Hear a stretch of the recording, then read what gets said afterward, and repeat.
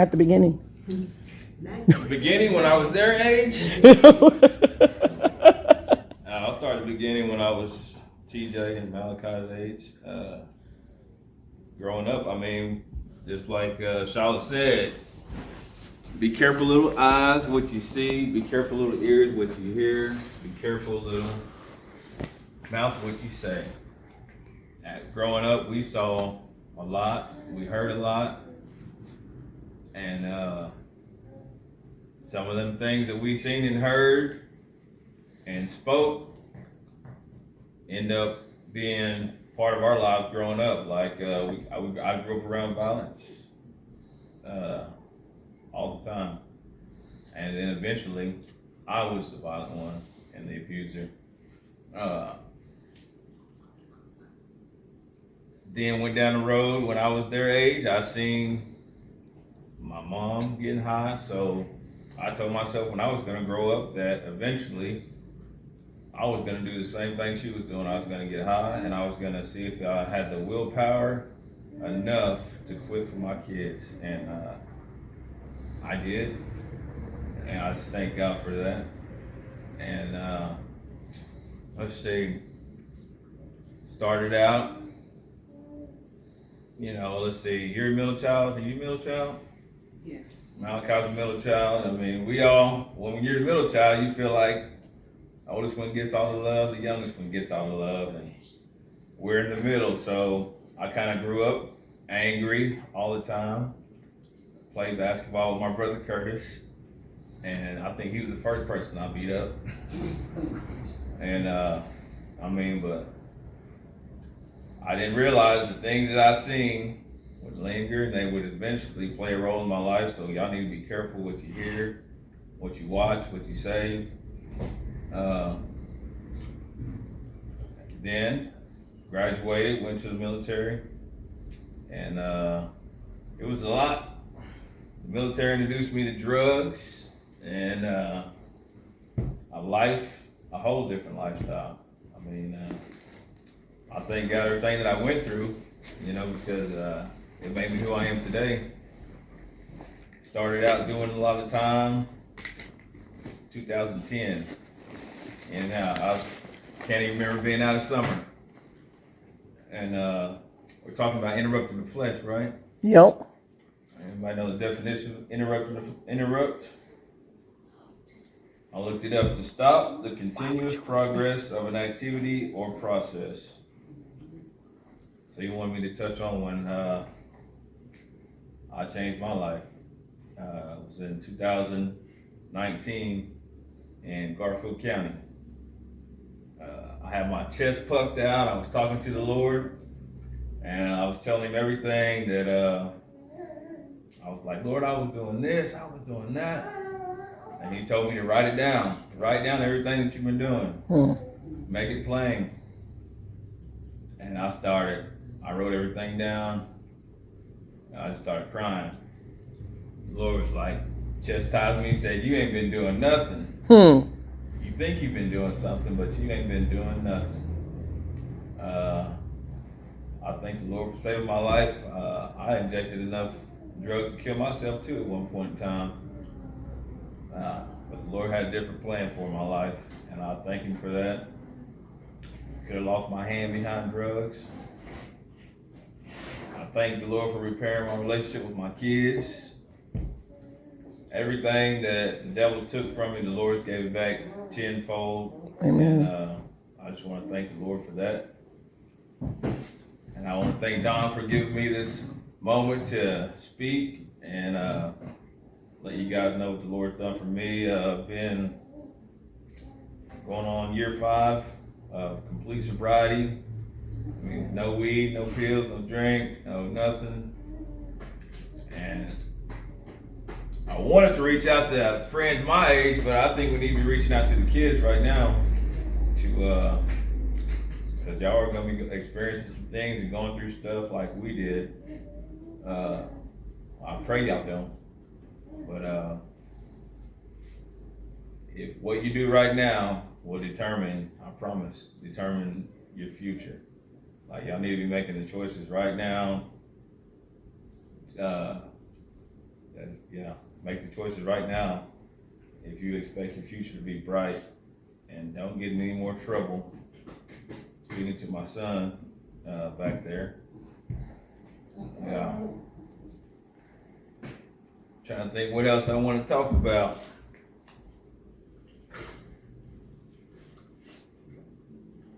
Yeah, my whole family. Let's see, my dad's been locked up. Y'all know my uncle Bill, he's been locked up. My mom's been locked up. Thank God for grandmas. My grandma was always that one person that I could call no matter what, no matter how high I was, no matter what was going on. Grandma was that person that I could call. And even when I didn't trust myself or anybody else in this world, I knew I could call her. And I called her and I said, "Grandma, what do you think I should do?" She said, "You need to turn yourself in." I ain't never turned myself in. And I told her, "Come get me." And she took me to turn myself in one time. Grandma speaks truth, and I thank Grandma for that. I told my grandma one time, I said, y'all don't care if I go to jail. She said, "Chris, you don't even care if you go to jail." and she was right. So, I thank God for family, the tough love my family showed me. I thank God they never bailed me out of all the situations that I was in. I got myself in, I got myself out. And I remember one time sitting in the county, I think my bond was $300. And my grandma sent me $300 in food.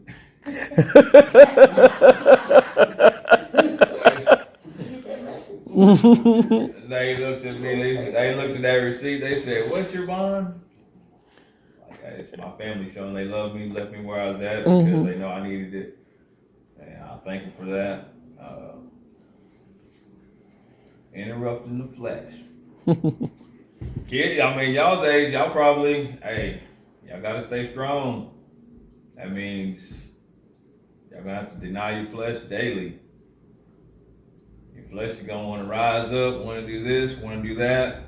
Y'all gonna have to deny your flesh daily. I have to every day. Whether anybody else admits it or not, they have to every day too. Otherwise, we'd all be in trouble. Y'all need to stick with school, stick with sports, stick with your mom, listen to your parents. If you got parents, listen to them. Listen to them. Cause y'all gonna be faced with everything we was faced with. Women, girls gonna be, you keep playing football. Malachi, you start and being in sports, girls gonna come after you. And you gotta stay strong and deny your flesh every day. What else? Cause let's see, I got a girl pregnant when I was in high school. I wish I'd have had somebody talking to me then, saying the things I'm telling you guys today, because nobody told me that. I'm pretty sure Grandma might have, but you guys make the right choices now. That's all I gotta say. What else? Thank you. You got any questions? Any comments? Any questions? Yes. Comments? Malachi? I remember Malachi being young when I was still in the streets, and he probably don't even remember. He was so young. He said, "I'm gonna grow up to be mean, just like you." So, man, you gotta forgive the parents. I think the hardest thing for me to do is to sit my kids down while in Kingfisher County and ask them all to forgive me for the choices I made.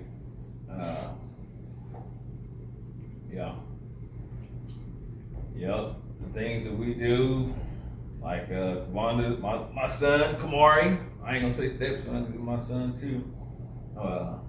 Once he started seeing me get better, us get better, he said he started getting better. So you can't tell your kids one thing and then parents are doing another thing, because they're gonna follow what we're doing, so try to be good examples. That's it. Any questions, comments? You got a question? You got Sabrina? No, sir. Ashley? Not at this time. Don't be scared. We gonna send them later.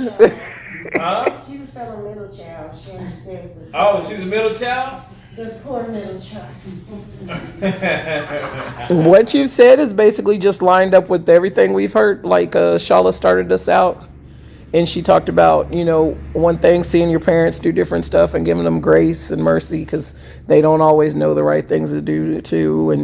And she talked about, that she told them too that the things that they do when they're young will come back on you as you get older. And she didn't believe that. She said she always heard that, from the older folks, and she was like, I don't know what that means. And then she saw it, and so yeah, it was pretty much you just right on point on everything else we've drilled in them. Yeah, making sense. We need to try to round up more. We got a blended family of 9. Yeah. And we'll do it again. This is just a little teaser. A little test run. I think God wanted to know if we was going to be obedient or not. Sometimes that's what it's about. I was. Mm-hmm. I got up about 4:30 this morning. Mm-hmm.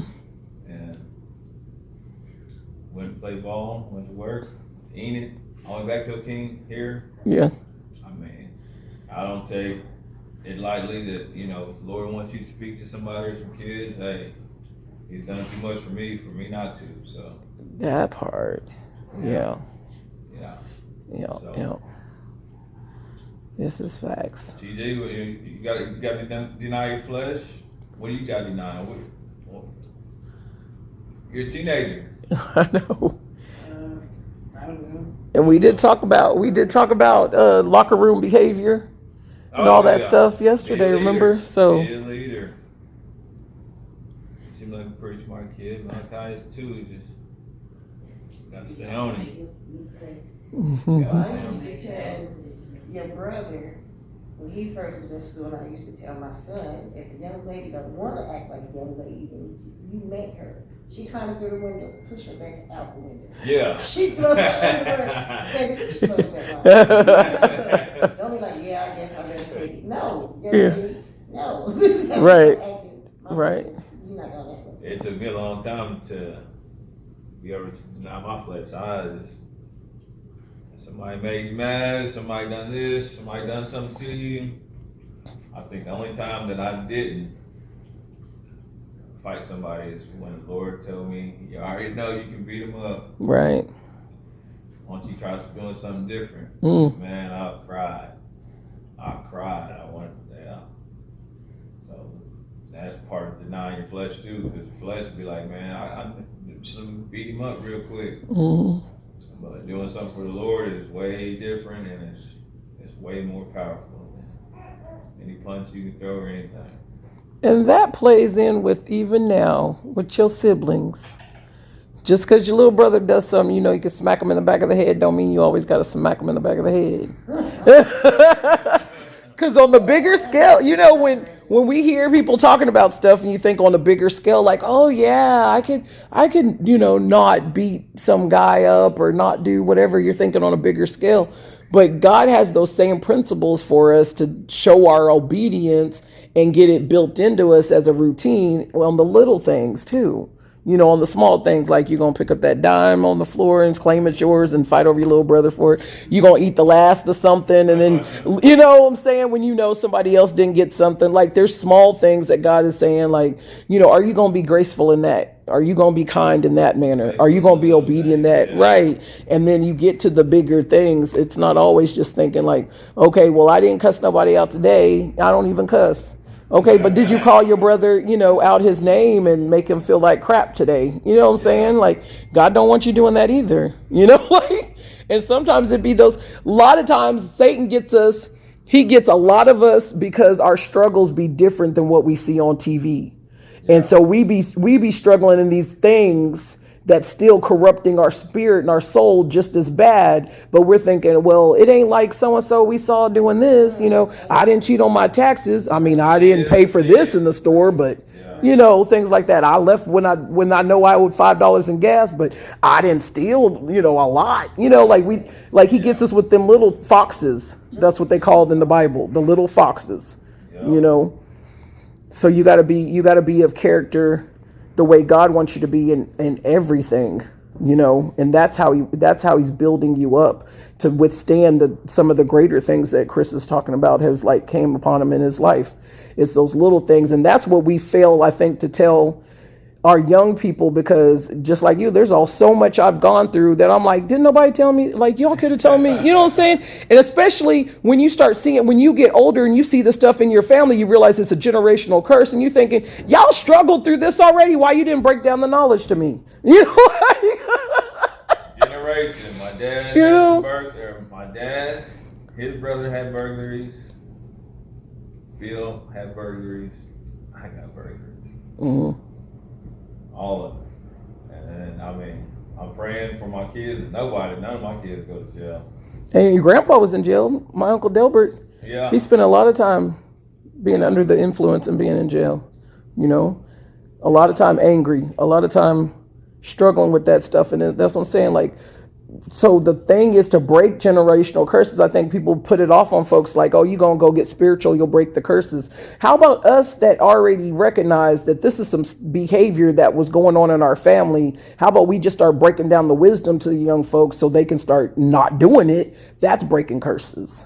You know, and it's in those little things. Nobody ever broke that down to me, that, girl, if you just build your character in the little things, then you will have strong enough character, you know, not go have your booty up on this and not go flashing around on that and not go dancing over there and not being all, you know what I'm saying? I would have had character to turn no to a lot of those things, you know, and I still would have had you lovely 9, but the relationships that resulted, you know, I would have had y'all in covenant. I would have had y'all, you know, in the right stance of God. Like, but the things that led to that lifestyle or whatever, having all of y'all and everything like that, I would have had more character in God. My feet would have been planted in God, so that I wouldn't have turned and then thought like, okay, well, I could maybe do this, and that's not really as bad as doing that. And, you know, because like being shacked up with somebody, in my head, I was sitting there.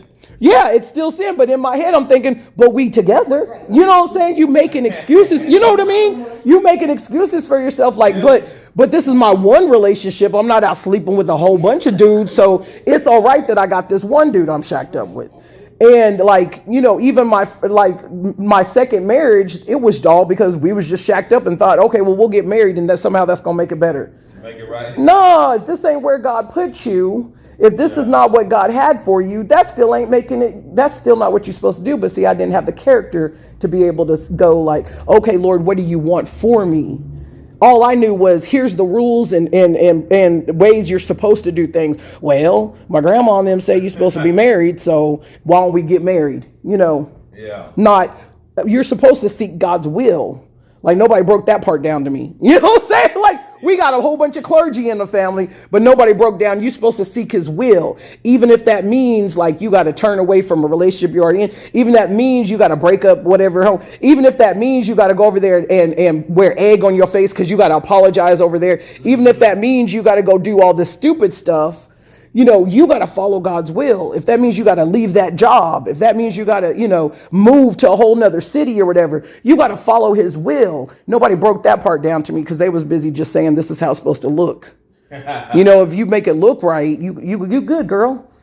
Oh no. Make it look like this. Be in the midst of everything. Yeah. In the midst of everything. And we talked about that earlier this week. Ashley talked on that too. Like, it's got to be, God's just got to be in the midst of all your decisions, and that helps build your character so that you know what, because we make it seem like it's hard.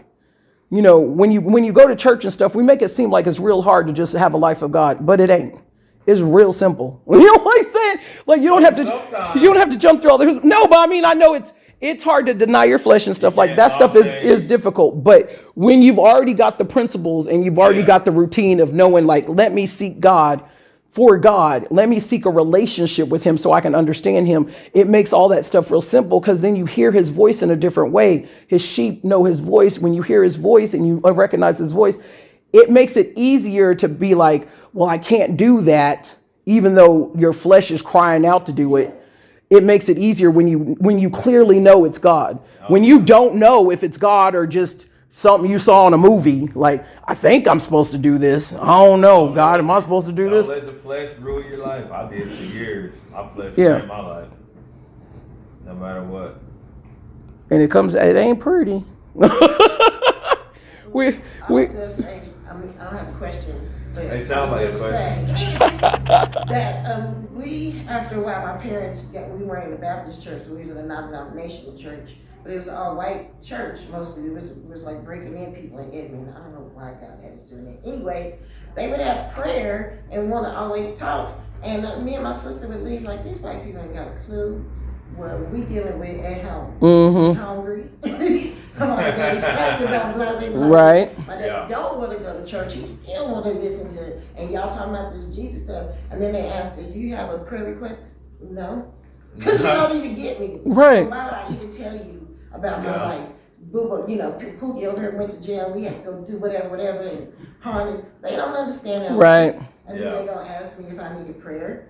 No, I'm good. Then I have to try to figure out another way to get close to God on my own, because like you said, in the black church, that's all they don't really tell you. They just show you. They just show you this is what outline of this is supposed to look. Put your skirt down, girl. Wear it past your knees. Stand there. Be still. Children, sit down. Don't make no fuss. Don't do this. Don't do this. Like, too hard and all that stuff. yeah. Meanwhile, they know your daddy, at home touching on you. But they like, as long as y'all sit there and be still.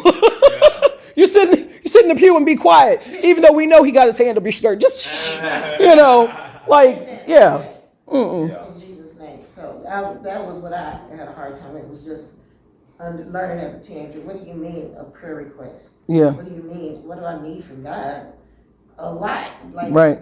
What are you gonna do? Get rid of my mom and my daddy my whole life? I didn't know how to. Right. But as a kid, I will say I was that one nerdy kid who would read my Bible like 3 times a year, from Genesis to Revelation, and I just did that all the time. And that might have been the one thing that kept me from really going too far. Because the seeds be there. Even though I wasn't walking out really saying it, but I was still reading the word over and over. Right. The seeds be planted. Yeah. And we talked about that too. Like, even when you're just sitting in church half awake, them seeds are still getting in. They still being planted. And then somebody later in your life gonna water them, and God's gonna do the increase. At least if you immerse yourself around it and stuff like that. But nowadays, y'all got apps and everything. Y'all can pull up different versions of stuff. Y'all can watch. I'm just saying, people can break it down. Have a better life than what we had. Yeah, people can break it down. You got anybody out of King James version? That was the devil. Yeah, you can do a lot. You can do a lot. Amplified, no. Well, I thank you, Christopher. Oh yeah. I appreciate it, and I made you a plate. Kavanda, I can make you one too. And Okay. I can make you one too, Melka. We got plenty back there. We had spaghetti earlier, so. Okay. All right. I was just hoping to say, I know that like y'all didn't get to hear the first part when we were praising and doing stuff, but Yeah, we want to hear it. TJ, Tyler, well, I'm not going to go back to that. Oh, okay. TJ, Tyler, Malachi. What we want y'all to be able to understand is that we have already all walked through things and had to go through a process of unlearning and uprooting. Mm-hmm. And we even had a moment earlier, this made me think of it, when Dawn was looking at the oven and she was like, I pressed the button and it didn't really come on, it didn't really work. And it was just another button right next to it that just needed to be pressed. And it was just so simple that it felt complicated that we panic and we do something completely out of character. If y'all read your word and show up in church and build yourself up and build your character and take that time to get to know yourself and who God has called you to be, you don't have as much stuff to unlearn. Right. You don't have to worry about burglaries and going to jail. You don't have to worry about pornography addictions. You don't have to worry about those extra things that when you're already doing stuff, it is simple. But then when you get 20 and 30 and 40 and now you're trying to unlearn it, that's where it's hard. Yeah. Because you already know how your oven worked, but now you're trying to figure out how this other oven works. Right. This one is better. Right. Yeah. The God oven is a lot better. So that's all we're really wanting y'all to get down in your spirit, in your soul. You don't have to go down the same things and try stuff out. It will inevitably happen in certain situations, but you don't have to unlearn stuff if you will just take heed to what we're saying. Right. Deny your flesh daily. Denying it. You don't have to. You don't have to do all that process of rewiring, because God will. When you turn your life over to God after you done lived the wrong way, like she's saying, you have to go through this whole process of Him rewiring the way you think.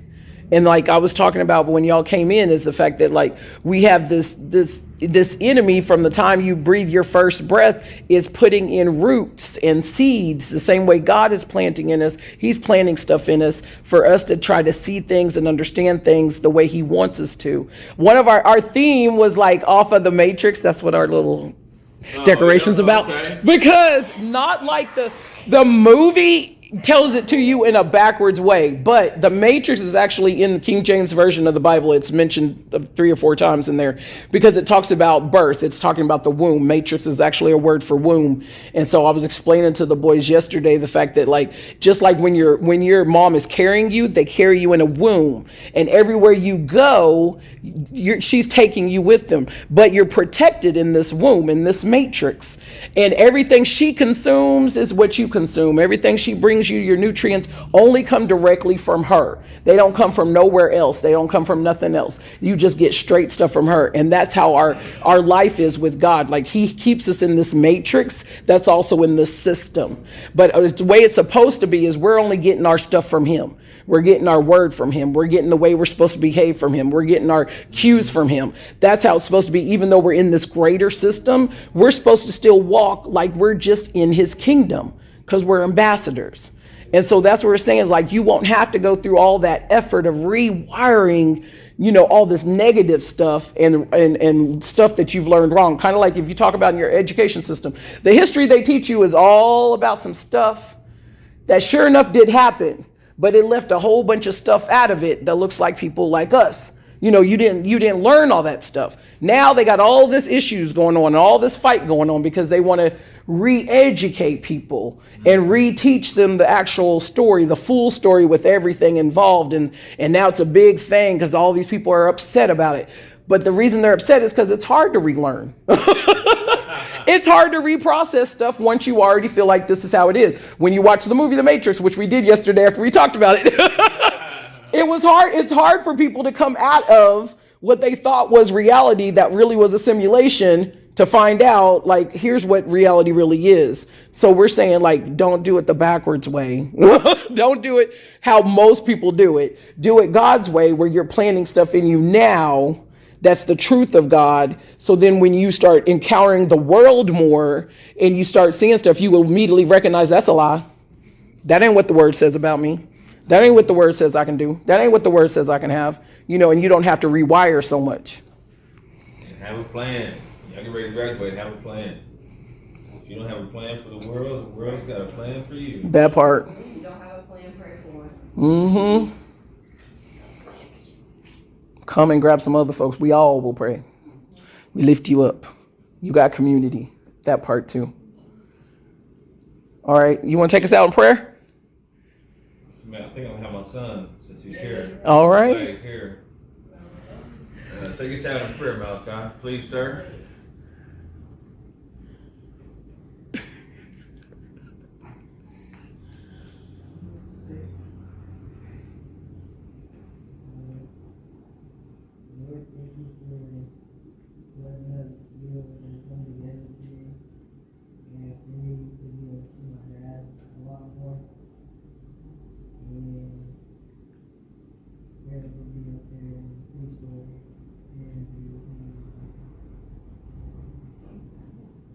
Amen.